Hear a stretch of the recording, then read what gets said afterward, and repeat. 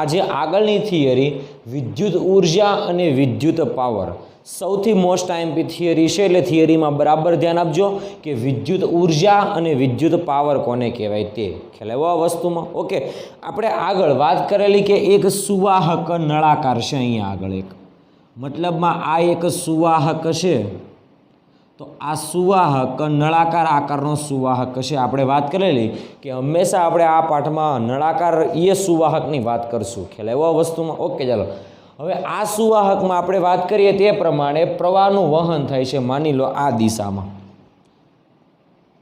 Okay, चालो आई जेटलो प्रवाह निकळे छे। ख्याल आव्यो? हवे विद्युत प्रवाहनुं वहन क्यारे थतुं होय तो कि वाहकना कोईपण आड़छेदमांथी विद्युत भार पसार थतो होय तो आपणे कही दीए कि आ जे आड़छेद छे एनुं बिंदु आपणे नाम आपी दईए ए बिंदु अने आ आड़छेदने नाम आपी दईए बी बिंदु। ख्याल आव्यो आ वस्तुमां? ओके, एटले आपणे कही शकाय कि प्रवाह जे छे ए थी बी तरफ वहे छे। ओके, तो आपणे कही शकाय कि ए बिंदु अने बी बिंदु हमेशा याद राखवानुं कि विद्युत प्रवाहनुं वहन क्यांथी क्यां तरफ थाय तो वधारे विद्युत स्थितिमान धरावता बिंदुथी ओछुं विद्युत स्थितिमान धरावता बिंदु तरफ विद्युत प्रवाहनुं वहन थाय छे। ख्याल आव्यो? तो याद राखवानुं अहींया आगळ प्रवाह जो आ दिशामां होय तो तमारे एवुं मानवानुं कि आ बिंदुए एटले ए बिंदुए विद्युत स्थितिमान वीए कहीए अने बी बिंदुए विद्युत स्थितिमान वीबी कहीए तो वीए एटले ए बिंदुए स्थितिमान वधारे हशे एटले आपणे कही शकाय कि अहीं वीए ग्रेटर देन वीबी छे। ख्याल आव्यो आ वस्तुमां? एटले ए बिंदुए स्थितिमान वधारे अने बी बिंदुए स्थितिमान ओछुं होय। ख्याल आव्यो आ वस्तुमां? एटले जो आपणे ए अने बी बिंदुए विद्युत स्थितिमाननो तफावत लखवो होय तो वी लखी शकाय। तो आवुं लखी शकाय वीए माइनस वीबी बराबर वी एटले आने कहेवामां आवे ए अने बी बिंदुए विद्युत स्थितिमाननो तफावत। ख्याल आव्यो आ वस्तुमां? ओके, चलो हवे बीजी वस्तुनी वात करीए प्रवाह। प्रवाह आई जेटलो छे एटले वाहकमां अमुक समयमां एटले वाहकमांथी अमुक समयमां अमुक विद्युत भार पसार थतो हशे। आपणे कही दीए कि वाहकमां डेल्टा टी समयमां डेल्टा क्यू जेटलो विद्युत भार ए थी बी तरफनी दिशामां वहन थाय छे। ख्याल आव्यो आ वस्तुमां? ओके, एटले प्रवाह आवशे आई बराबर delta Q upon delta T. तो इन शॉर्ट आपणे कही शकाय कि डेल्टा टी समयमां डेल्टा क्यू जेटलो विद्युत भार पसार थाय छे वाहकना प्रत्येक आड़छेदमांथी माटे पसार थतो विद्युत भार डेल्टा क्यू बराबर सूत्र आवशे आई डेल्टा टी। ओके, तो आ आपणो विद्युत भार के डेल्टा टी समय में केटलो वाहकना प्रत्येक आड़छेदमांथी पसार थाय तेना विशेनी माहिती छे। ख्याल आव्यो आ वस्तुमां? ओके, चलो तो ए बिंदुए स्थितिमान अलग छे, बी बिंदुए स्थितिमान अलग छे एटले ए बिंदुएथी विद्युत भार जेटलो दाखल थाय छे एटलो ज बी बिंदुए रहेला आड़छेदमांथी विद्युत भार बहार निकळे छे। ओके, एटले कही शकाय कि ए बिंदुए विद्युत भार डेल्टा क्यू छे अने स्थितिमान वीए छे तो आपणे कही शकाय कि ए बिंदुए स्थिति ऊर्जा जो आपणे अहींया आगळ स्थिति ऊर्जानी वात करवी होय ए बिंदुए तो ए बिंदु पासे विद्युत स्थिति ऊर्जा के जेने कहेवामां आवे यू ए बराबर स्थिति ऊर्जानुं सूत्र तो यू बराबर क्यू इंटू वी। क्यू एटले विद्युत भार, अहींया आगळ आपणो विद्युत भार छे डेल्टा क्यू अने वी एटले विद्युत स्थितिमान छे के जेने आपणे कहीशुं वी ए। ख्याल आव्यो आ वस्तुमां? तो डेल्टा क्यू वी ए थशे। ओके, चालो આવી જ રીતે આપણે કહી શકાય કે બી બિંદુ પાસે વિદ્યુત સ્થિતિ ઊર્જા યુબી, કારણ કે સ્થિતિમાન બદલાઈ ગયું, વિદ્યુત ભાર હોય એનો એજ એટલે સ્થિતિ ઊર્જા બદલાઈ જશે, કારણ કે યુબી બરાબર સૂત્ર હતું ડેલ્ટા ક્યુ ઇન્ટુ વીબી। ओके, तो यू ए अने यू बी मळी गयो आपणने। ओके, तो आपणे हवे एवुं कही शकाय कि ए अने बी बिंदुए स्थिति ऊर्जानो तफावत, तो आपणे कही शकाय स्थिति ऊर्जानो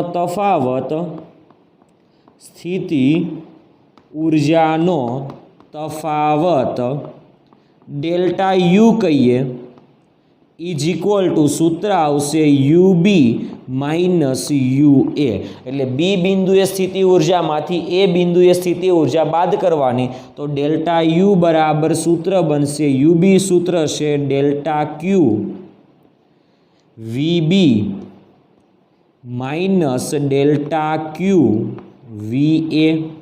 ઓકે, ડેલ્ટા ક્યુને આપણે કોમન કાઢી લઈએ એટલે આપણું સૂત્ર બનશે ડેલ્ટા યુ બરાબર, ખાસ ધ્યાનથી જોજો, આપણું સૂત્ર બનશે ડેલ્ટા યુ બરાબર ડેલ્ટા ક્યુ કોમન નીકળી ગયો, વધશે સૂત્ર VB માઇનસ VA. ઓકે, ચાલો હવે VA માઇનસ VB બરાબર V એટલે વિદ્યુત સ્થિતિમાનનો તફાવત હોય તો VB માઇનસ VA બરાબર માઇનસ V પણ બોલી શકાય. તો અહીંયા આગળ આવું લખી શકાય, ડેલ્ટા ક્યુ બરાબર I ડેલ્ટા ટી સૂત્ર મૂકી દઈએ અને VB માઇનસ VA બરાબર માઇનસ V મૂકી દઈએ તો ડેલ્ટા યુ બરાબર સ્થિતિ ઉર્જાનો તફાવત થશે IV delta T, IV delta T પણ આગળ આવશે માઇનસ. ખ્યાલ આવ્યો? તો સ્થિતિ ઉર્જાનો તફાવત થઈ ગયો માઇનસ IV ડેલ્ટા ટી. ખ્યાલ આવ્યો આ વસ્તુમાં? ઓકે, હવે ઉર્જા સંરક્ષણના નિયમ આધારિત આપણી પાસે સૂત્ર હતું કે ઉર્જા સંરક્ષણનો નિયમ હતો, ઉર્જા સંરક્ષણના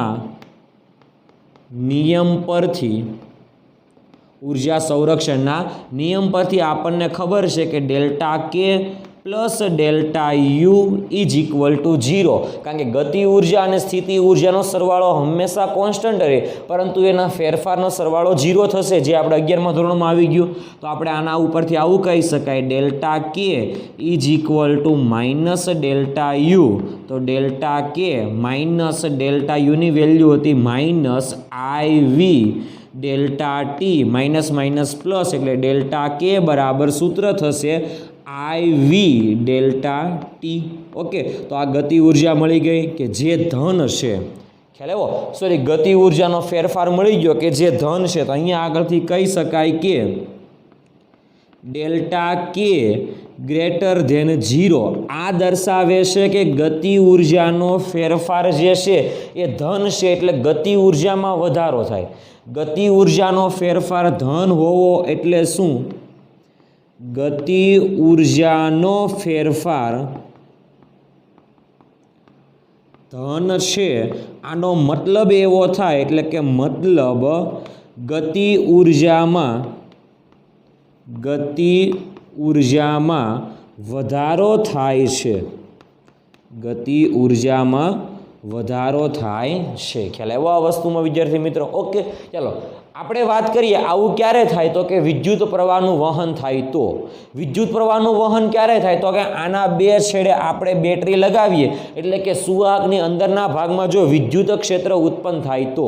ઓકે, આપણે વાત કરેલી આગળના લેક્ચરમાં કે વિદ્યુત ક્ષેત્ર જો આના બે છેડે લાગુ પાડવામાં આવે અને અંદરના ભાગમાં જો વિદ્યુત ક્ષેત્ર હોય તો અંદરના ભાગમાં રહેલા મુક્ત ઇલેક્ટ્રોનને ડ્રિફ્ટ વેગ મળશે. ઓકે, અને એ ડ્રિફ્ટ વેગ આપણી પાસે સૂત્ર હતું V બરાબર EE/m ઇન્ટુ ટાઉ. ઓકે, તો આપણે વાત કરીએ કે જો વિદ્યુત ક્ષેત્ર લાગુ પાડવામાં આવે તો ડ્રિફ્ટ વેગ સૂત્ર હતું E/m ઇન્ટુ ટાઉ.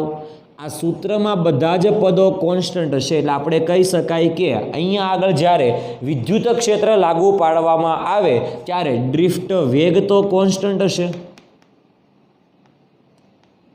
ખ્યાલ આવ્યો આ વસ્તુમાં? એટલે કે પ્રવેગી ગતિ નથી, વેગ એક સમાન હોય તો પ્રવેગ ઉત્પન્ન ન થાય, પ્રવેગ 0 થાય.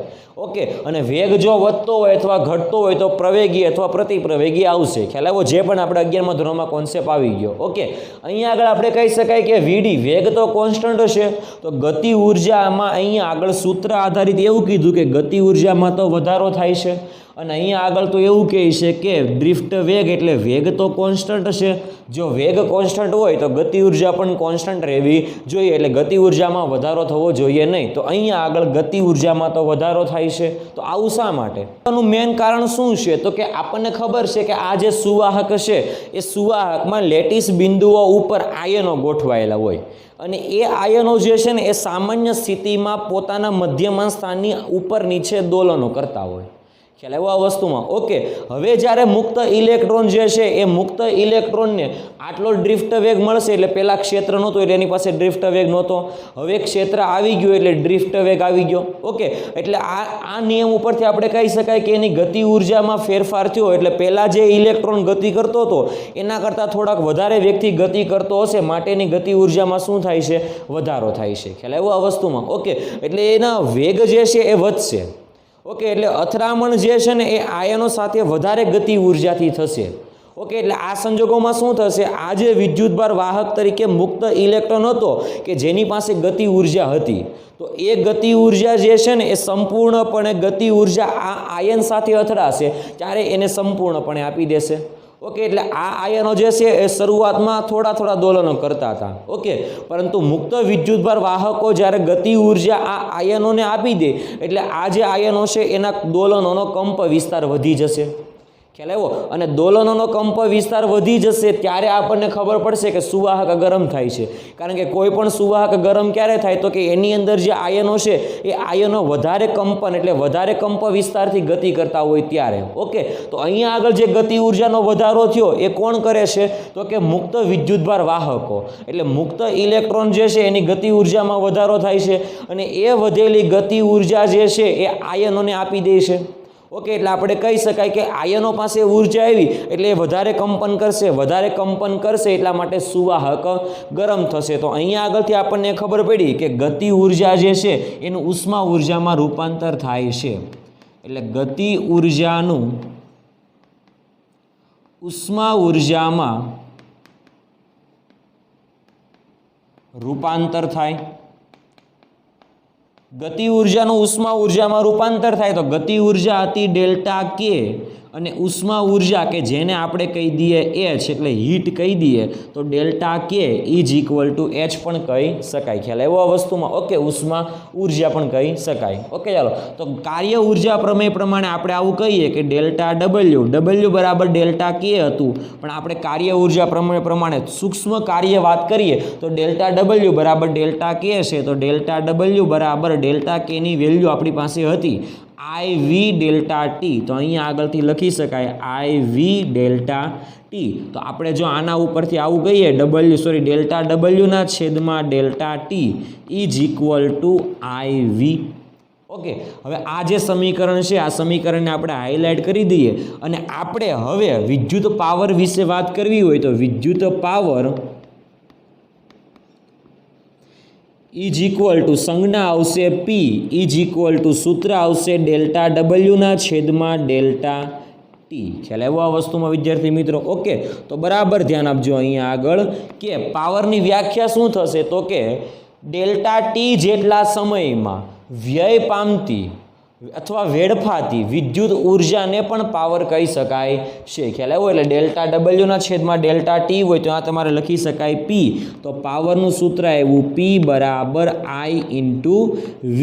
તો આ પહેલું સૂત્ર છે પાવરનું, સૌથી મોસ્ટ આઈએમપી સૂત્ર છે P બરાબર IV.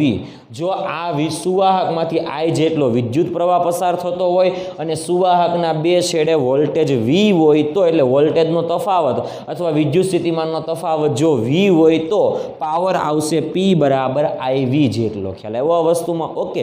પાવર એટલે શું? તો કે એકમ સમયમાં વેડફાતી વિદ્યુત ઉર્જા કે જેને કહેવામાં આવે પાવર. એટલે પાવરની બરાબર વ્યાખ્યા યાદ રાખજો કે એકમ સમયમાં વાહકમાંથી વેડફાતી વિદ્યુત ઉર્જા કે જેને કહેવામાં આવે પાવર. ખ્યાલ આવ્યો આ વસ્તુમાં? ઓકે. કઈ રીતે? તો અહીંયા આગળ કીધેલું તે પ્રમાણે ગતિ ઉર્જા હતી એ ગતિ ઉર્જાનું ઉષ્મા ઉર્જા સ્વરૂપે રૂપાંતર થાય છે એટલે આ સુવાહક ગરમ થાય છે. એટલા માટે આપણે કહી શકાય કે એકમ સમયમાં વાહકમાંથી કેટલી ઉર્જા મુક્ત થાય? કઈ ઉર્જા? પણ વિદ્યુત ઉર્જા કે જેને કહેવામાં આવે છે વિદ્યુત પાવર. ખ્યાલ આવ્યો? અથવા એનું બીજું નામ પણ આપી શકાય. આ પાવર જે છે એનું બીજું નામ પણ આપી શકાય કાર્ય ભાગ્યા સમય. એટલે આને કહેવામાં આવે કાર્યત્વરા. કાર્યત્વરા કે જેને બીજું નામ પણ કહી શકાય વિદ્યુત પાવર. એકમ લખવો હોય તો એકમ આવશે જૂલ પર સેકન્ડ અથવા વૈજ્ઞાનિક વોટની યાદમાં એનો એકમ છે વોટ. ખ્યાલ આવ્યો આ વસ્તુમાં? વોલ્ટ જે છે એ વિદ્યુત સ્થિતિમાનનો એકમ છે, પણ વોટ જે છે એ પાવરનો એકમ છે, કે એકમ સમયમાં કેટલી ઉર્જા વેડફાય છે તેની વાત કરવામાં આવે છે. પણ કઈ ઉર્જા? તો કે વિદ્યુત ઉર્જા. એટલે આપણે અહીંયા આગળ વ્યાખ્યા ટૂંકમાં લખવી હોય તો આવી રીતે લખી શકાય: એકમ સમયમાં વેડફાતી અથવા વ્યય પામતી વેડફાતી વિદ્યુત ઉર્જાને શું કહેવામાં આવે? વિદ્યુત પાવર કહી શકાય છે. ખ્યાલ આવ્યો? કેટલી ઉર્જા વેડફાય છે તે. ઓકે, ચાલો હવે આપણે વાત કરીએ પાવર. P બરાબર IV જે સૂત્ર છે એ સૂત્રમાં આપણે V બરાબર IR મૂકી દઈએ ઓહમના નિયમ પરથી, તો આપણી પાસે સૂત્ર બનશે V બરાબર IR મૂકો તો I ઇન્ટુ I એટલે I સ્ક્વેર થશે, તો I સ્ક્વેર ઇન્ટુ R એટલે આ પાવરનું બીજું સૂત્ર આવી ગયું. ખ્યાલ આવ્યો? ઓકે, V બરાબર IR મૂકેલા ત્યારે પાવરનું સૂત્ર આવ્યું I સ્ક્વેર R, પણ I બરાબર આપણે ઓહમના નિયમ પરથી V અપોન I મૂકીએ તો પાવરનું ત્રીજું સૂત્ર આવે V અપોન R મૂકીએ તો V ઇન્ટુ V એટલે V સ્ક્વેર અપોન R એટલે પાવરના આપણી પાસે 3 સૂત્ર થઈ ગયા. P બરાબર IV, P બરાબર I સ્ક્વેર R અને P બરાબર V સ્ક્વેર અપોન R. 3 કિંમત એટલે 3 પાવર જે છે એ પાવર શું છે? તો કે એકમ સમયમાં વેડફાતી વિદ્યુત ઉર્જા, કેટલી વિદ્યુત ઉર્જા વ્યય પામે છે તેની વાત થાય છે. ઓકે, તો આ જો તમારી પાસે વોલ્ટેજ અને પ્રવાહ હોય તો આ સૂત્ર મૂકવાનું, અવરોધ અને પ્રવાહ હોય તો કેટલો પાવર વ્યય થાય છે તો આ સૂત્ર મૂકવાનું. P બરાબર વોલ્ટેજ અને અવરોધ હોય તો તમારે આ પાવરનું સૂત્ર મૂકી શકાય. તો યાદ રાખવાના પાવરના 3 સૂત્ર છે: P બરાબર I ઇન્ટુ V, P બરાબર I સ્ક્વેર R અને P બરાબર V સ્ક્વેર અપોન R. ખ્યાલ આવ્યો આ વસ્તુમાં? ઓકે, તો હવે આપણે ભણવાનું છે ઓહમિક વ્યય. ઓહમિક વ્યય એટલે આપણે હમણાં પાવરના સૂત્ર ભણેલા, એ પાવરના સૂત્રમાં એક સૂત્ર આવું આવેલું: P બરાબર I square into R. Okay, આ પાવર એટલે શું હતું? તો કે એકમ સમયમાં વ્યય પામતી ઉર્જા. કઈ ઉર્જા? તો કે વિદ્યુત ઉર્જા, કે જેને આપણે કીધેલું પાવર. ખ્યાલ આવ્યો આ વસ્તુમાં? ઓકે, ચાલો. ઓહમિક વ્યય એટલે શું? આપણને ખબર છે કોઈ પણ જે સુવાહક હશે એ સુવાહકમાંથી વિદ્યુત પ્રવાહ પસાર થાય. ઓકે, જો એ સુવાહકમાં અવરોધ વધારે હોય તો શું થશે? તો આ જે અવરોધ જે છે એ પ્રવાહને રોકશે. એટલે અવરોધનું કામ શું? તો કે વિદ્યુત ભારની ગતિ કરવા, એટલે ગતિ કરતા હોય તેને અવરોધે. ઓકે, એટલે પ્રવાહ જ્યારે વહેતો હોય ત્યારે અવરોધ જો વાહકમાં વધારે હશે તો એ વાહક જે છે એ ગરમ થશે. વધારે ગરમ થવાનું કારણ શું? તો કે જેટલી વિદ્યુત ઉર્જા આવી એ વિદ્યુત ઉર્જાનું ઉષ્મા ઉર્જા સ્વરૂપે રૂપાંતર થાય છે. ખ્યાલ આવ્યો આ વસ્તુમાં? ઓકે, એટલે આપણે કહી શકાય કે વાહકમાં જ્યારે પ્રવાહનું વહન થતું હોય ત્યારે એ વાહકમાં જ્યારે વિદ્યુત ઉર્જા દાખલ થાય તો એ વિદ્યુત ઉર્જાનું ઉષ્મા ઉર્જા સ્વરૂપે રૂપાંતર થતું હોય ત્યારે એ ઉર્જા જે બહાર નીકળી એને કહેવામાં આવે વ્યય. પણ ઓહમના નિયમ આધારિત કહી શકાય ઓહમિક વ્યય અથવા ઉર્જાનો વ્યય. ખ્યાલ આવ્યો આ વસ્તુમાં? એટલે ઇન શોર્ટ આપણે કહી શકાય કે વાહકમાં વિદ્યુત પ્રવાહ નું વહન થાય ત્યારે વાહકને મળેલી વિદ્યુત ઉર્જા, એટલે વાહકમાં વિદ્યુત ઉર્જાનું, ખાસ યાદ રાખજો, વિદ્યુત ઉર્જાનું ઉષ્મા ઉર્જામાં રૂપાંતર થાય તેને આપણે ઓહમિક વ્યય અથવા ઉર્જાનો વ્યય કહીએ છીએ. કે ઉર્જા વેડફાઈ ગઈ, વિદ્યુત ઉર્જા હતું એ વિદ્યુત ઉર્જાનું ઉષ્મા ઉર્જામાં રૂપાંતર થઈ ગયું. ઓકે, એટલે ઉર્જા વ્યય પામી કે જેને કહેવામાં આવે ઓહમિક વ્યય. ખ્યાલ આવ્યો આ વસ્તુમાં? ઓકે, ચાલો. જો વાહકમાંથી એક સમાન વિદ્યુત પ્રવાહ વહેતો હોય તો વોલ્ટેજ પણ એક સરખો, વિદ્યુત પ્રવાહ પણ એક સરખો, એટલે અવરોધ બદલાશે નહીં. ખ્યાલ આવ્યો? નકર શું થશે? ગરમ થશે. એટલે આપણે વાત કરેલી કે જો કોઈ પણ વાહકનું તાપમાન બદલાય તો અવરોધ વધશે. ઓકે, પરંતુ જો પ્રવાહ સ્થાયી હોય તો આપણે કહી શકાય કે આર કોન્સ્ટન્ટ, તો કે સ્થાયી પ્રવાહ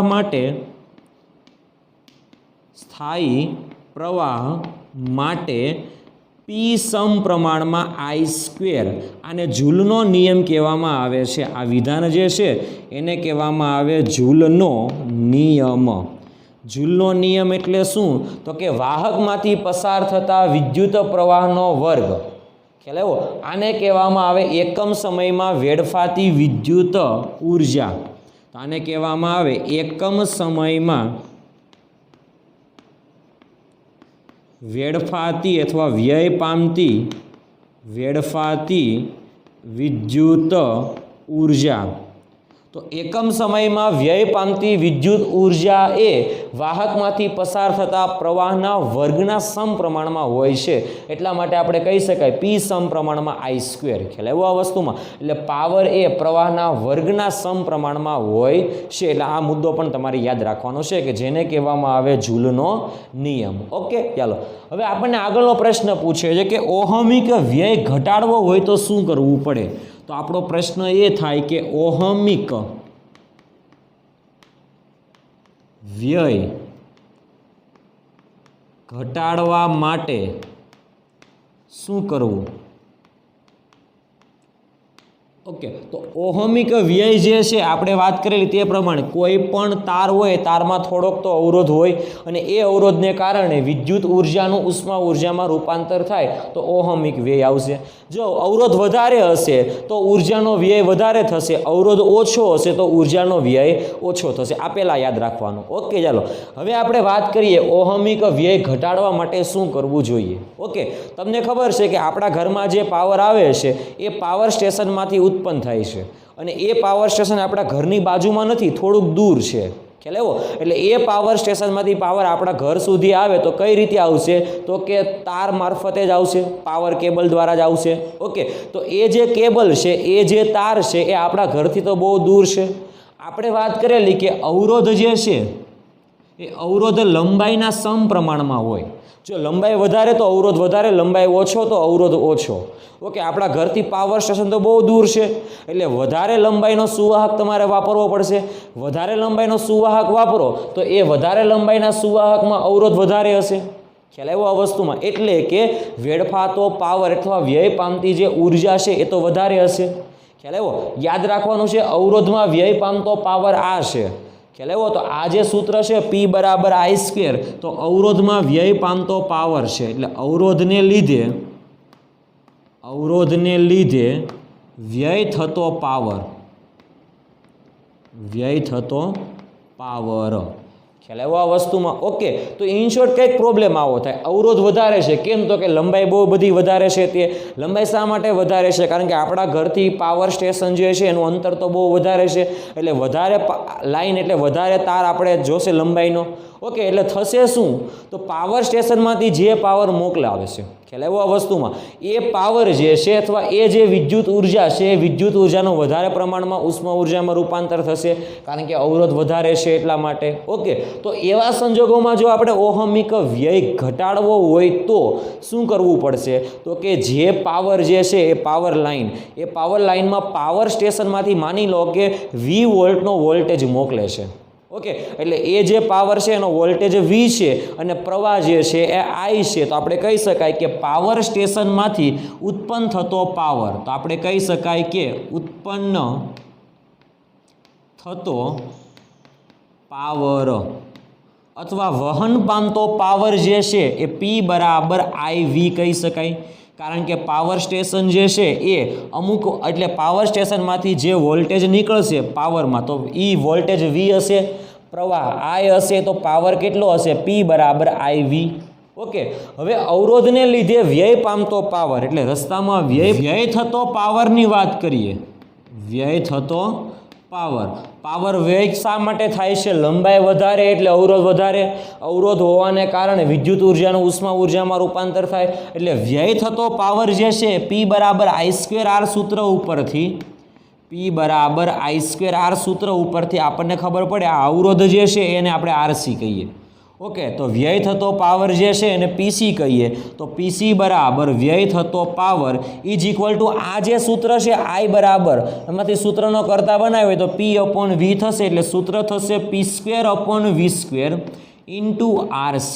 ખ્યાલ આવ્યો આ વસ્તુમાં? ઓકે, હવે આ સમીકરણ ઉપરથી બરાબર ધ્યાન આપજો. PC એટલે વ્યય થતો પાવર છે અને V એટલે વોલ્ટેજ છે. ઓકે, તો આપણે કહી શકાય કે વ્યય પામતો પાવર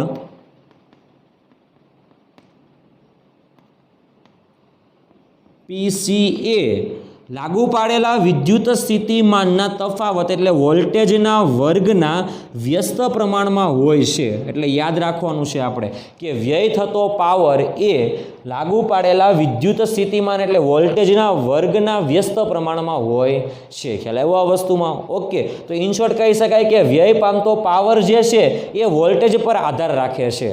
જો વોલ્ટેજ વધારે એટલે વધારે વોલ્ટેજવાળો પ્રવાહ હશે તો એમાં વ્યય પામતો પાવર ઓછો હશે, અને જો ઓછા વોલ્ટેજવાળો પ્રવાહ હશે તો એમાં વ્યય પામતો પાવર વધારે હશે. ખ્યાલ આવ્યો આ વસ્તુમાં? ઓકે, તો યાદ રાખવાનું છે. આપણો પ્રશ્ન એ હશે કે ઓહમિક વ્યય એટલે કે વિદ્યુત ઉર્જાનું ઉષ્મા ઉર્જામાં એટલે કે વ્યય પામતો પાવર જો ઘટાડવો હોય તો આપણે પ્રવાહ જે છે એ પ્રવાહ વધારે વોલ્ટેજવાળો હોવો જોઈએ. ખ્યાલ આવ્યો? તો ઇન શોર્ટ આપણે કહી શકાય કે અહીંયા આગળ ઓહમિક વ્યય ઘટાડવા માટે શું કરવું જોઈએ? તો કે વધારે વોલ્ટેજવાળો પ્રવાહ એટલે વધારે વોલ્ટેજવાળા પ્રવાહનું વહન થવું જોઈએ. વધારે વોલ્ટેજવાળા પ્રવાહનું વહન થવું જોઈએ. જો વોલ્ટેજ વધારે તો વ્યય પામતો પાવર ઓછો. આનો કોન્સેપ્ટ બરાબર યાદ રાખજો. ઓકે, તો જો તમારી પાસે જે એલ લંબાઈનો તાર છે એમાં વધારે વોલ્ટેજવાળો પ્રવાહ વહેતો હશે તો એમાં પાવરનો વ્યય એટલે કે વ્યય પામતો પાવર કેવો થઈ જશે? ઓછો થઈ જશે. ખ્યાલ આવ્યો આ વસ્તુમાં? ઓકે, એટલે પાવર સ્ટેશનમાંથી બહુ વધારે વોલ્ટેજવાળો પ્રવાહ ઉત્પન્ન એટલે પ્રવાહ મોકલવામાં આવે છે. ઓકે, પરંતુ એ જ્યારે આપણા ઘર સુધી પહોંચે ત્યારે માત્ર ને માત્ર 220 કે 240 વોલ્ટ સુધીનો જ પ્રવાહ આવશે. એટલે પાવર જે છે એમાં પ્રવાહ અને વોલ્ટેજનું મૂલ્ય છે એ 220 થઈ જશે. એટલે વોલ્ટેજ ઘટી જશે. ખ્યાલ આવ્યો આ વસ્તુમાં? ઓકે, પાવર સ્ટેશનમાંથી વધારે વોલ્ટેજવાળો પ્રવાહ મૂકવામાં આવે છે એટલે મોકલવામાં આવે, આપણા ઘર સુધી આવે એટલે વોલ્ટેજ એનો ઓછો થઈ જાય છે. ખ્યાલ આવ્યો આ વસ્તુમાં? શા માટે? તો કે અહીંયા આગળથી વધારે મોકલવાનું કારણ શું હતું? તો કે રસ્તામાં કે વ્યય ન થાય એટલા માટે. ઓકે, જો આપણા ઘરમાં વધારે વોલ્ટેજવાળો પાવર આવશે તો એ પણ નુકસાનકારક છે. એટલા માટે પાવર સ્ટેશનમાં એક ભયદર્શક સિગ્નલ દર્શાવેલું હોય કે વધારે પાવર છે એટલા માટે ભયદર્શક સિગ્નલ દર્શાવેલું છે. ખ્યાલ આવ્યો આ વસ્તુમાં? ઓકે, પણ આપણા ઘરમાં જે પાવર આવશે એનો વોલ્ટેજ ઘટી ગયો હશે. ઓકે, મોકલો ત્યારે વધારે હતો, આવ્યો ત્યારે ઘટી ગયો. રસ્તામાં થશે તો પાવરનું વ્યય થશે, વોલ્ટેજનો તો વ્યય થશે નહીં. ખ્યાલ આવ્યો? એટલા માટે આપણે ઘરની નજીક એક એવું સાધન મૂકવામાં આવે છે કે જ્યાં વોલ્ટેજને વધારી કે ઘટાડી શકે, તો એવા સાધનને કહેવામાં આવે ટ્રાન્સફોર્મર. ઓકે, તો આપણે યાદ રાખવાનું છે કે વોલ્ટેજ વધારે કે ઘટાડી શકે, વોલ્ટેજ અચાનક વધારી કે ઘટાડી શકે તે માટે વોલ્ટેજ વધઘટ કરી શકાય તે માટે ખ્યાલ આવ્યો? ઘરની નજીક ટ્રાન્સફોર્મર નામનું સાધન મૂકવામાં આવે છે. ટ્રાન્સફોર્મર. તો આ ટ્રાન્સફોર્મર નામનું જે સાધન છે એ સાધન કામ શું કરશે? તો કે પાવર સ્ટેશનમાંથી બહુ વધારે વોલ્ટેજવાળો પાવર હતો, ત્યાં તો હજારોની સંખ્યામાં એટલે હજારો વોલ્ટનો વોલ્ટેજ મોકલવામાં આવે. ઓકે, એટલે હજારો વોલ્ટનો પાવર મોકલવામાં આવે, પ્રવાહ મોકલવામાં આવે, અને આપણા ઘર સુધી આવે એટલે 220 કે 240 વોલ્ટનો થઈ જાય. આપણા ઘરમાં જે પાવર આવે છે એ 220 વોલ્ટવાળો છે. ખ્યાલ આવ્યો? એ વોલ્ટેજ એનો છે 220 અથવા 240 એની નજીક હોય છે. ખ્યાલ આવ્યો? તો મોકલતા હતા બહુ વધારે વોલ્ટેજવાળો અને બની ગયો બહુ નાના વોલ્ટેજવાળો. ખ્યાલ આવ્યો? તો આવું કામ રસ્તામાં કોણ કરશે? તો કે ટ્રાન્સફોર્મર નામનું સાધન. તો ટ્રાન્સફોર્મર નામનું સાધન જે છે એ વોલ્ટેજને વધારી કે ઘટાડી શકશે. આપણે આગળ ટ્રાન્સફોર્મર 2 પ્રકારના આવશે એવું ભણવામાં આવશે. એક ટ્રાન્સફોર્મર થશે સ્ટેપ અપ ટ્રાન્સફોર્મર અને બીજું ટ્રાન્સફોર્મર થશે સ્ટેપ ડાઉન ટ્રાન્સફોર્મર. ખ્યાલ આવ્યો? આ 2 પ્રકારના ટ્રાન્સફોર્મર છે. અપ ટ્રાન્સફોર્મરમાં વોલ્ટેજ વધારી દેશે અને ડાઉન ટ્રાન્સફોર્મરમાં વોલ્ટેજ ઘટાડી દેશે. ખ્યાલ આવ્યો? એટલે સ્ટેપ અપ અને સ્ટેપ ડાઉન ટ્રાન્સફોર્મર વિશે પણ આપણે વાત કરીશું, પણ એ આપણે આગળના પાઠમાં આવશે. પણ તમારે અત્યારે એટલું યાદ રાખવાનું કે રસ્તામાં એટલે કે પાવર સ્ટેશનથી આપણા ઘર સુધી જે પાવર આવે છે એનો વોલ્ટેજ વધારી કે ઘટાડવાનું કામ કોણ કરે છે? તો કે ટ્રાન્સફોર્મર નામનું સાધન કરે છે. એટલે ટ્રાન્સફોર્મર વડે પાવરનો એટલે કે વોલ્ટેજ વધારી કે ઘટાડી શકાય શકાય છે. ખ્યાલ આવ્યો આ વસ્તુમાં? ઓકે. પરંતુ રસ્તામાં જ્યારે પ્રવાહનો વ્યય ન થાય અથવા રસ્તામાં જ્યારે પાવરનો વ્યય ન થાય ત્યારે એ પાવરનો વોલ્ટેજ વધારે હોવો જોઈએ. તો જેમ વોલ્ટેજ વધારે તો એમાં વ્યય થતો પાવર કેવો આવશે? ઓછો આવશે. ખ્યાલ આવ્યો આ વસ્તુમાં વિદ્યાર્થી મિત્રો? ઓકે. તો આ હતો આપણો આજનો લેક્ચર કે વિદ્યુત ઉર્જાનું ઉષ્મા ઉર્જામાં રૂપાંતર થાય એમાં જે ઉષ્મા ઉર્જા છે એમાં જે ઉષ્મા ઉર્જા ઓહમિક વ્યય વિશે આપણે વાત કરી, વ્યય પામતા પાવરની પણ વાત કરી, પાવરના સૂત્ર પણ આવી ગયા. ખ્યાલ આવ્યો? અને વિદ્યુત ઉર્જાની પણ આપણે વાત કરેલી છે. ખ્યાલ આવ્યો આ વસ્તુમાં? ઓકે. તો આ હતો આપણો આજનો લેક્ચર, સૌથી મોસ્ટ આઈએમપી લેક્ચર છે કે વિદ્યુત ઉર્જા અને પાવર. આના કોન્સેપ્ટ બે જે JEE-માં પણ વારંવાર MCQ પૂછાય છે, P=I²R પરથી. ખ્યાલ આવ્યો? આ જે સૂત્ર છે એ અવરોધને લીધે વ્યય થતો પાવરનું સૂત્ર છે, એટલે ખાસ યાદ રાખવાનું છે. આનો પણ આપણે કોન્સેપ્ટની જરૂર પડશે. ખ્યાલ આવ્યો આ વસ્તુમાં? ઓકે. તો આ હતો આપણો આજનો લેક્ચર, વિદ્યુત ઉર્જા અને વિદ્યુત પાવર. ઓકે. Thank you.